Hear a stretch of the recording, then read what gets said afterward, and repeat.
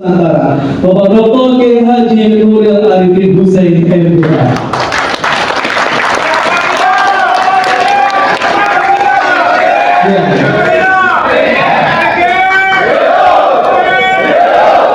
Ini ada pantun untuk Abah Nuril. Makan tomat dingin-dingin. Cakep. Mohon arahan dan nasihat dari Abah Nuril Arifin. Monggo Abah.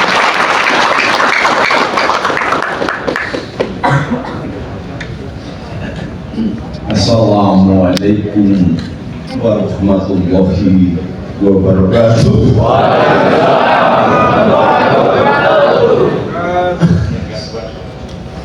Panitianya ini kurang ajar, saya kalau nggak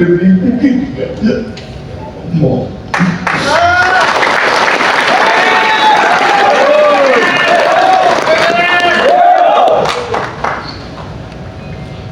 Bismillah, alhamdulillah, wala haula wala quwwata illa billah, wa ba'du.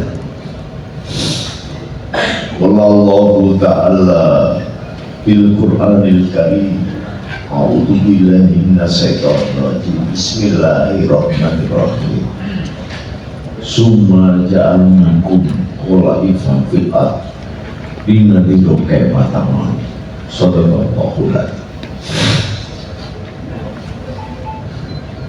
Wallahu ta'ala fil Qur'anil Karim yarfa'illahu alladziina aamanu minkum walladziina utul ilma darajat. Utubul iman walau isi hubul batan minal iman. Sadaqallah wa sadaqal rasul wa sadaqal alimul Rusala. Karena hubul batan minal iman itu ngendikane Kiai Wahab Aspur dan Kiai Bisi Samsud, juga diperkuat oleh terus saya asing asal. Di belakang saya ini adalah adik saya, sama-sama cucunya Mbak Abbas yang pertama menjadi pahlawan 10 November Surabaya. Kami berperang seadanya tetapi berhasil mengalahkan pemenang perang dunia kedua, yaitu tentara sekutu yang dikomandoi oleh Jenderal Malabi. Jenderal Malabi kita kalahkan, diganti oleh Jenderal Nasional kita kalahkan. Kemudian melahirkan semangat arek-arek Surabaya, dan itu tidak bisa terjadi tanpa kepemimpinan bahasa Bahas itu. Maka disitulah terjadi persediaan fikih nasional, fikih perjuangan, bahwa jarak 90 kilo bukan hanya wajib, tapi itu yang harus kita laksanakan. Tetapi jarak 300 kilo itu sunnah bagi para pejuang. Maka panglimanya pada waktu itu Abbas Butet ditunjuk oleh Mbah Hasim Asari untuk menjadi panglima perang melawan, tidak main-main. Tentara sekutu sudah menang perang mengalahkan Jepang, Cina, dan negara-negara lain. Kemudian kita babat dengan pasukan Teklek. Bapak saya salah satu komandannya, pasukan dari pesantren. Nah, kenapa Pak dikasih nama pakaian pasukan Teklek?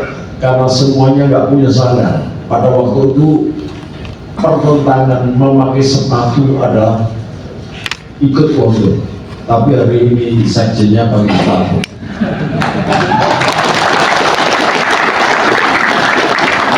padahal saya yang materi kabel. Ya, ini pula baliknya keadaan. Saya meskipun tidak kiai tetap membiasakan diri pakai sarung. Kalau kiai muda sekarang sudah karena urusannya masih banyak, jadi biarlah masih muda di Paris ini pakai sarung, pakai sepatu, tidak apa-apa sekali-kali, pakai celana.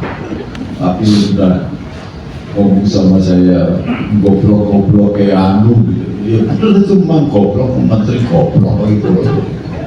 Ngaji ra iso, bahasa Inggris ra iso, misi-misi ilmu NU. Sekarang saudara, sebenarnya saya tidak perlu ngomong karena jalan aja nggak bisa. Dulu menjadi panglima pasukan berani mati. Dulu melawan HTIP 14 misi yang ribu PDNU aja saya nggak bisa. Tapi sekarang ini jalan pakai tongkat. Tetapi karena cintaku kepada kalian semua, saya ingin menunjukkan keteladanan yang paripurna. Jadi pemimpin tidak boleh nyanyi. Jadi pemimpin tidak hanya kemudian mendirikan organisasi terus dibiarkan saja. Jangan. Kayak Pak Cahyono ini luar biasa. Organisasi jadi organisasi Jawa Tengah aja. Organisasi tingkat kabupaten aja tak pernah. Tak pilih jadi organisasi tingkat nasional. Siapa orang membuat saya tak pilih benar bapaknya PKI di sini tentang PKI bisa Jawa Tengah kok dikon organisasi lo. Saya belum siap, aku ngerti lah belum siap untuk sekolah dulu aku ngelamar buju, ngelamar kan kon ceramah perkawinan juga aku sing ceramah orang sama ini benar. Ya inilah PKI saudara. Tetapi pada saat angka yang keramat ke-11 ini, kita betul-betul tidak boleh berdiam diri. Pada angka keramat yang ke-11 ini kita pakai. Karena apa? Kita ini sudah ditipu oleh negara-negara besar. Anda nggak menyadari kan? Di YouTube, di medsos, Anda hanya ikut-ikutan. Yang satu memaki-maki Pak Alawi sebagai tukang gawe, tukang bohong, tukang purofat, mengaku baca bisa mirot 70 kali sehari semalam. Wong Rasulullah aja mirotanya sekali seumur hidup. Lah kalau 70 kali satu hari itu cuma 24 jam. Lah kalau 70 kali berarti berapa kali itu? Setiap berapa jam itu dia mudah mandiri. Itu kan kemudian jadi Islam ini memberikan gambaran yang goblok, gak ngerti matematika, popon, budak. Anak saya menghadap ke saya, do ini begini, ini begini. Kok ngadep lagi yang kedua, ngomong batak tampilin langsung. Kenapa? Ketika orang tua ngomong, gak didengar. Atau goblok, nek kowe goblok, bawa catatan. Iki mukul dangu soko mirut ping 70 sedina semalam. Berarti setiap setengah jam atau 20 menit mudah maring langit. Kamu menunjukkan penghinaan terhadap agama. ini sudah menghina anak kami.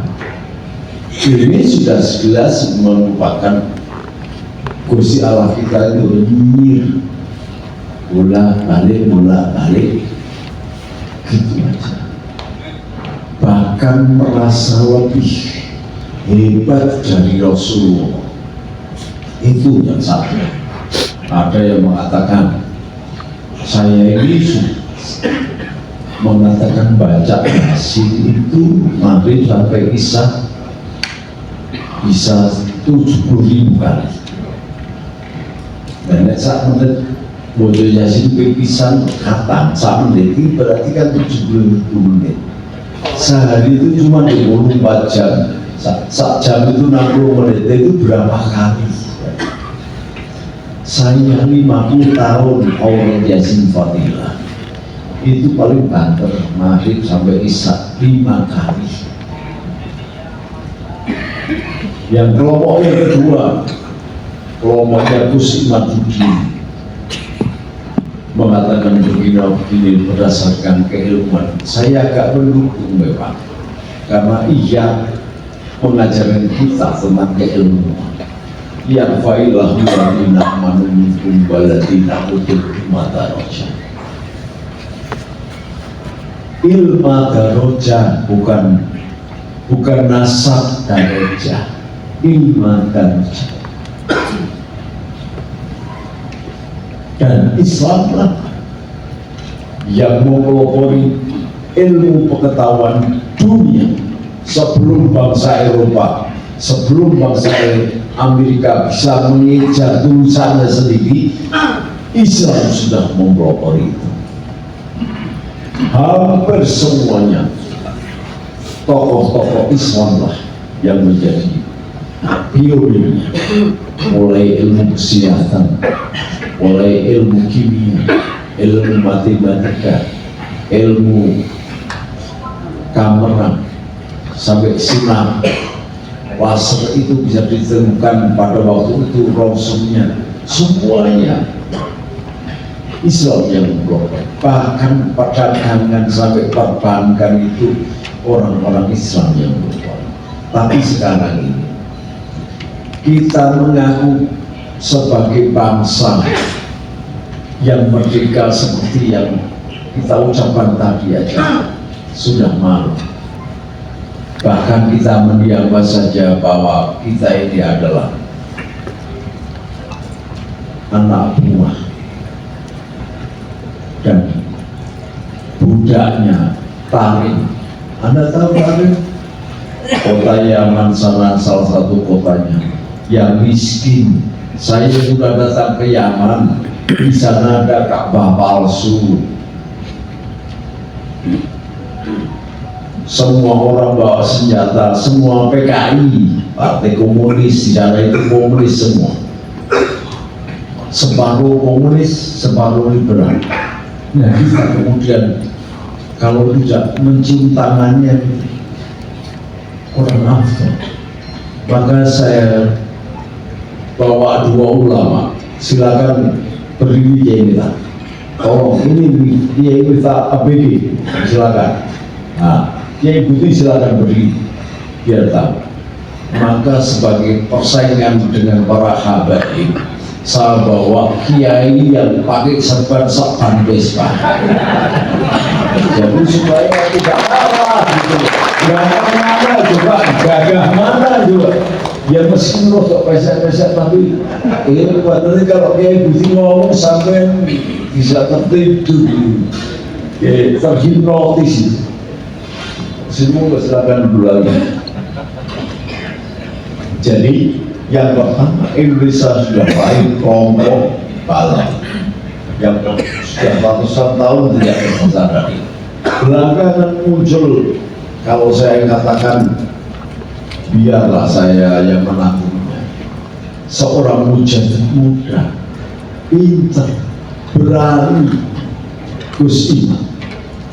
Maka dalam hal ini bukan berarti saya mau ikut-ikutan, karena sudah ada pesan sponsor ini.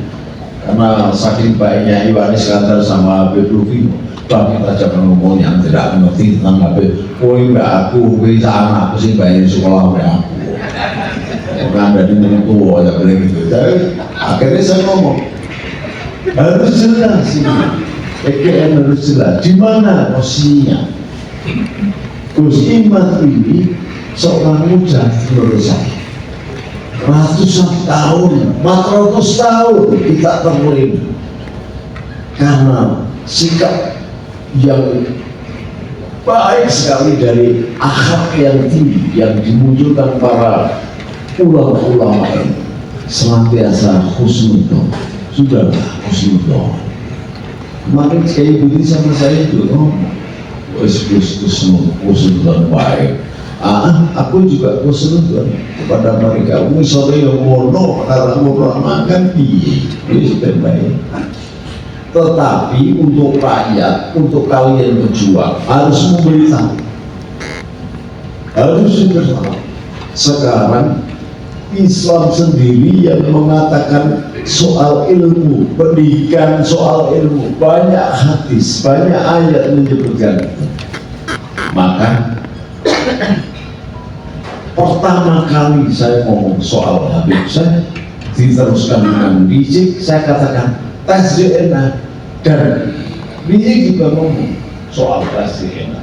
Tapi belakangan ketika tahu bahwa dia grupnya G malah bilang haram. Ini gimana? Misalnya jadi memang dasar tukang jual minyak terus saya keturunan Pauli Songo yang jelas, Gus Imat jelas. Kemudian muncul kelompok Laskar Pauli Songo, kelompok ketiga. Ini dipimpin oleh adik-adik saya juga. Kemudian kelompok yang bersama Gus Imat itu ya Gus Abbas. Kemudian ada kelompok yang dicurigai, saya curigai, maksud saya sebagai analisis untuk pertahanan keamanan bangsa ini harus berdasarkan SWOT analisis. Maka saya mencurigai muncul kelompok pemucing baru yang mengatasnamakan anak-anak para pahlawan, para pejuang, karena merasa tersinggung bahwa mbah-mbahnya dianggap tidak pahlawan karena direbut oleh pahlawan. Ini dipimpin oleh salah satu bekas menteri, omnya ketua umum, Mas Mahfud MD. Kemudian yang keempat, kelompok yang cuman hura-hura tapi justru merangsang semakin ribut terus. Jadi kelompok Oma Irama, ada kelompok Oma Irama, ada kelompok Mahfud MD, ada kelompok Gus Imat dengan Gus Abbas. Ini saya memandang salah satu di antaranya adalah kelompok Balawi dari 4 kelompok. Saya kalau dibiarkan terus, ini akan menghasilkan guncangan luar biasa. Kenapa? Kita ribut sama bangsa. Saya kelompok Kristen di Nista aja kita marah, kita bela. Kelompok Hindu di Nista kita melok, marah. Sampai saya diangkat sebagai kakak dari ketua adat Hindu dan pendamai agama Hindu di Bali oleh Igusti Putra Sudaya, bahkan berceramah di Puri Kenelbungan. Kita ada kuangkong mau dilulukan aja kita bela di Tuban. Tetapi ini coba dirasa, Balawi itu manusia apa bukan? Manusia. Sebagian tukang gawe Pak, iya tukang gawe, tapi manusia bukan. Ya semut aja Nabi Sulaiman melindungi supaya pasukannya tidak menginjak-injak, suruh bertidur. Masa ini sama-sama manusia, kalau cuma sebulan, 2 bulan silakan. Ini sudah 2 tahun. Kalau terus rakyat diajak bercerai-berai lalu mengatakan Pancasila Jaya, gombal itu geger, ribut, maki-makian kok masih mengatakan Pancasila Jaya, gombal itu karena tidak ada persatuan Indonesia. Persatuan di mana? Kalian dicabut-cabut dulu zaman Pilpres sebelum ada Mas Prabowo, bangsa Indonesia ini jadi kecebong dan kampret, pecah, sudah hampir pecah jadi 2, sekarang pecah jadi 4. Mas Mahfud MD ini bukan orang bodoh. Kenapa setelah 2 tahun baru ngomong? Tidak dulu, padahal ranahnya adalah Menko Polhukam. Ada apa? Ujuk-ujuk Omai Rama muncul lagi. Kenapa gak sibuk kawin lagi dia? Ngomong soal itu. Jadi yang tidak paham semuanya ikut bercampur, lalu pikir benar.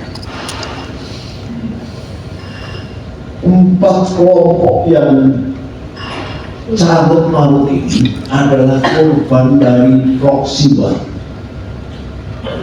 langsung atau tidak langsung dimanfaatkan atau tidak disadari.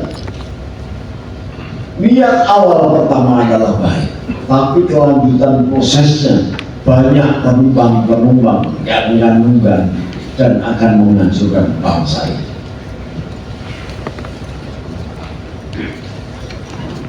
Sekarang tercerai-berai semuanya. Anda tidak sadar bangsa ini adalah bangsa yang kaya sedunia, paling kaya di dunia. Ada regulasi dari presiden untuk tidak mengimpor atau mengekspor vitamin tanah Jawa. Tapi apa yang terjadi?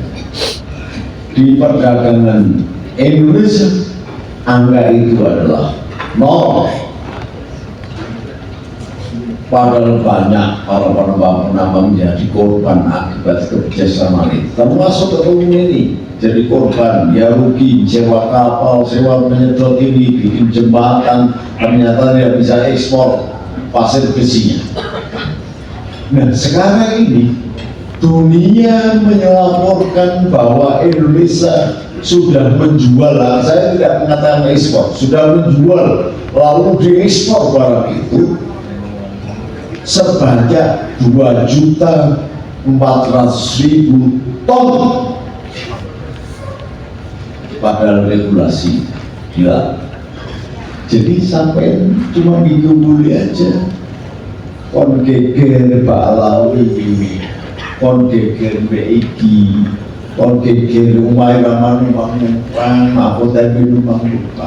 Padahal maling-maling negara dengan terang-terangan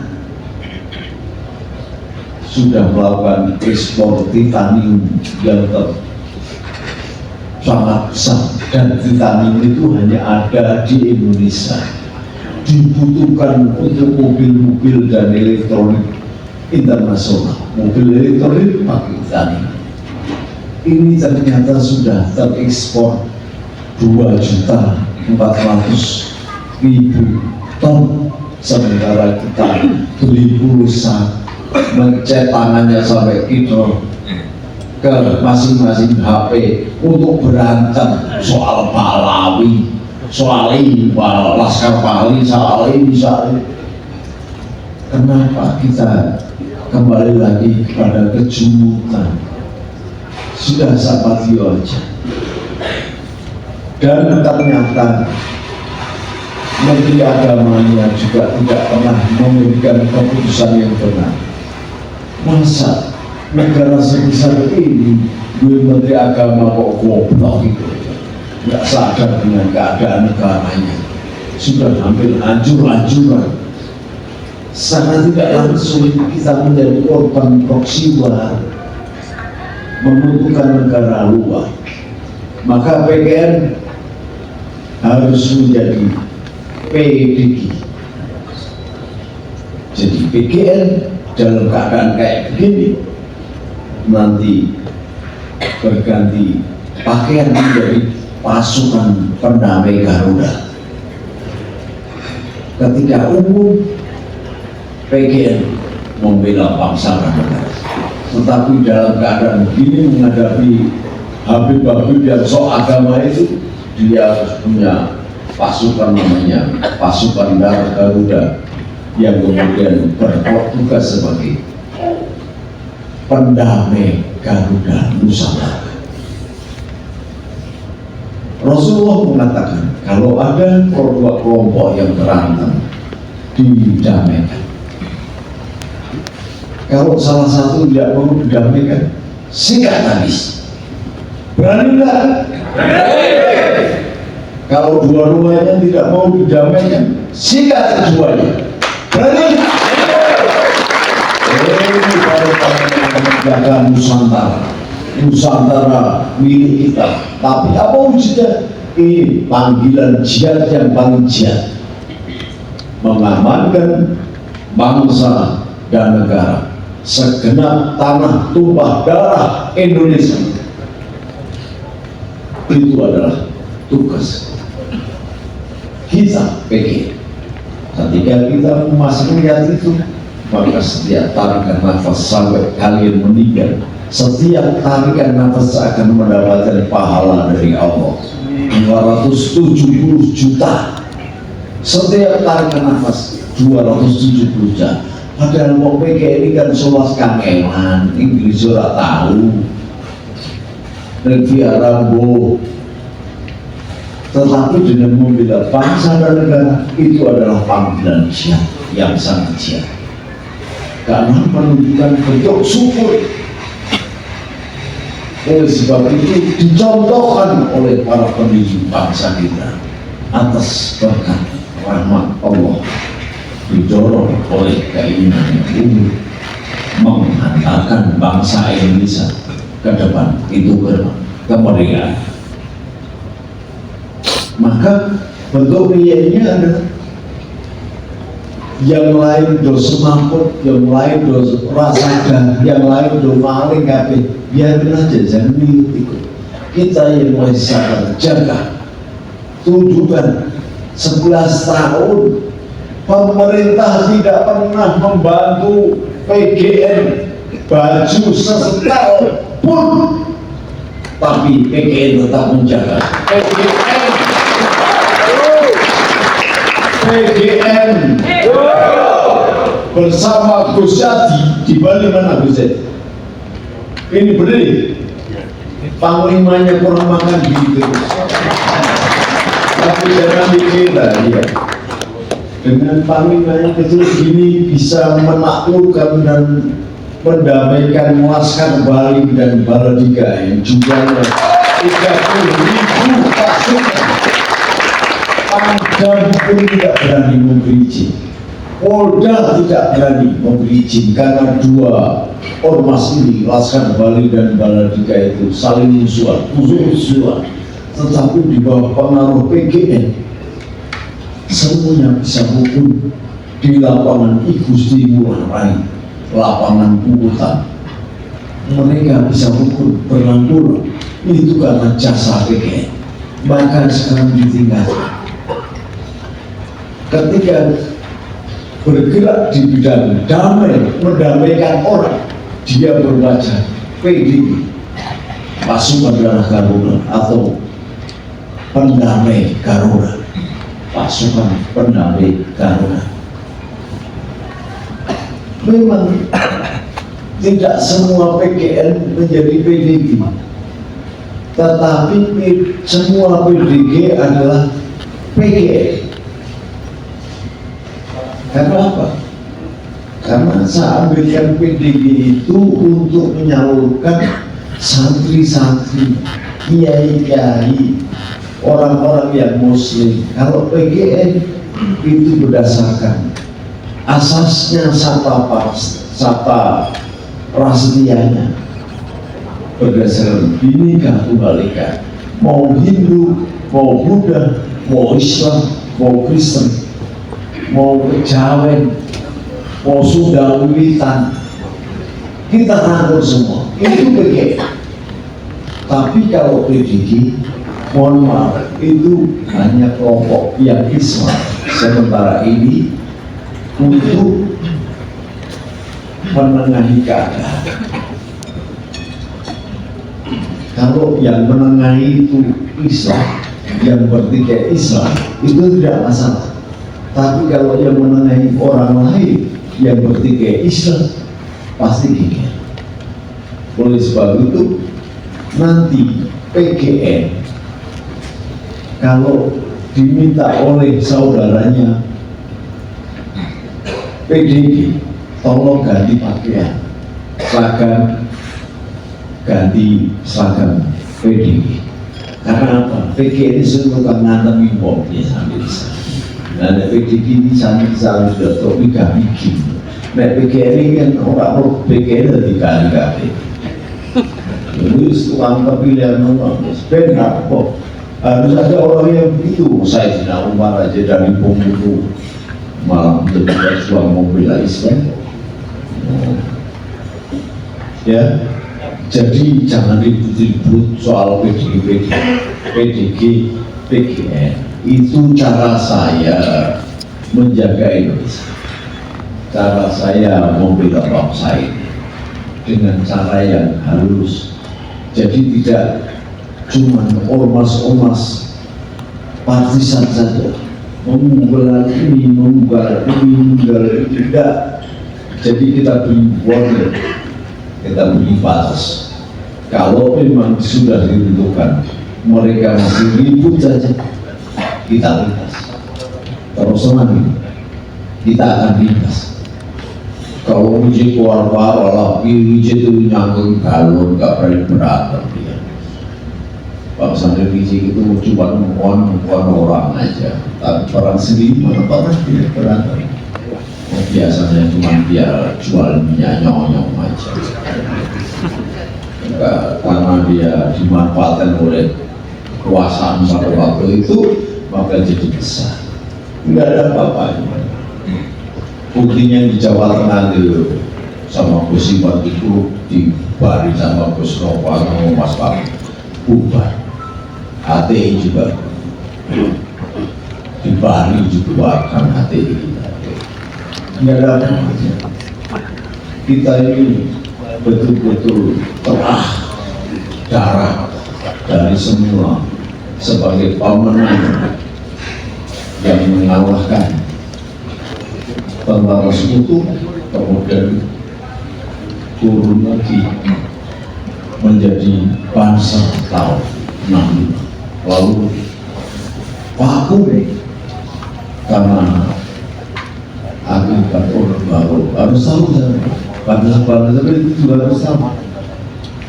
Yang menghidupkan bangsa lagi adalah saya.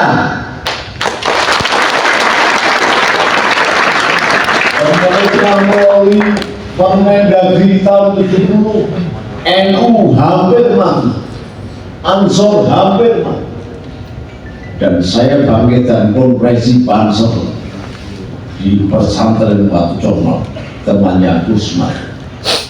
Saat itu sahabat Selamat Effendi Yusuf sebagai pucuk pimpinan Ansor menyaksikan saya lah yang menyusun program Pansor. Dan ada ini orang yang menjadi menteri agama ngomong Gus Lulil, latihan dasar aja nggak pernah ngaku pendiri Pansel, gobloknya itu loh. Nggak ngerti sejarah. Tapi tak mungkin karena saya temennya bapaknya, temennya Levinya, gini, Cacili, Bapak Jero, jadi tahun 70 itu, tahun 84 itu saya bangkit dan bersama waktu itu pemimpinnya Jawa Tengah adalah kakak saya, Muhammad Nasir Rahmat. Dan saya komandan Pansennya sampai kemudian saya disenangi oleh Slamet Effendi Yusuf, Mas Slamet yang dalam wakil ketua PBNU sekarang ini almarhum. Karena saya nggak mau masuk Golkar, gitu. Itu saya. Ya sekarang ini jadi maka PGN harus setia sekali, harus bertekad dan tetap sekarang sudah teruji sudah 11 tahun, maka harus tetap menjaga segenap tanah tumpah darah Indonesia dari serangan, hambatan, tantangan, gangguan, baik yang datang dari luar maupun dari dalam. Sanggup? PGN dipareti pertama oleh Menteri Rias Misal Priyamu. Monggo selamat datang Pak Wali Kota. Jadi kalau yang warga Semarang coba tepuk tangan, ini ada calon wali kota. Saya jadikan dia, saya juga belum kenal dengan siapa juga ngobrol. Mas Ibu Iswan katanya, Mas Iswan, mudah-mudahan jadi wali kota. Karena wali kotanya yang lama itu terlalu merendahkan Masjid Agung, akhirnya katanya rusak KPK. Saya katakan bahwa lebih keras lagi waktu di Masjid Agung. Jadi saya ulangi lagi, PGN harus berlaku sebagai konsep pion-pion pasukan inti sekaligus ujung tombak dari pertahanan dan keamanan negara.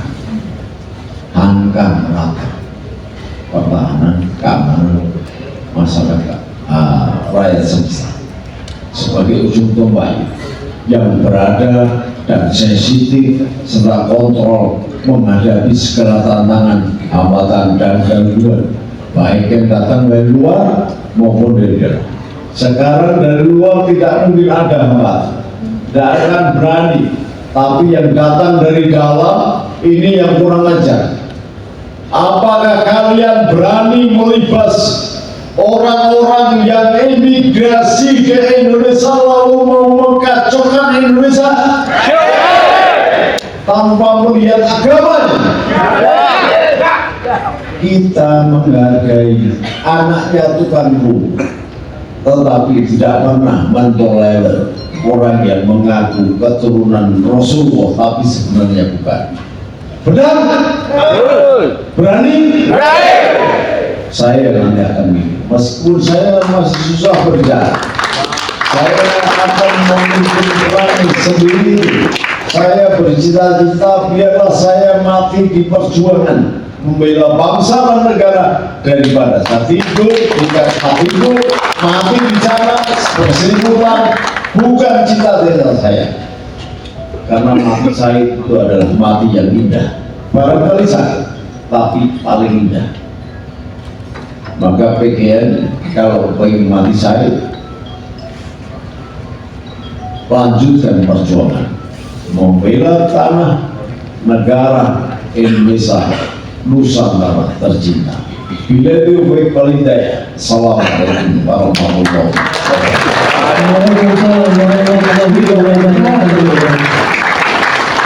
Luar biasa lagi.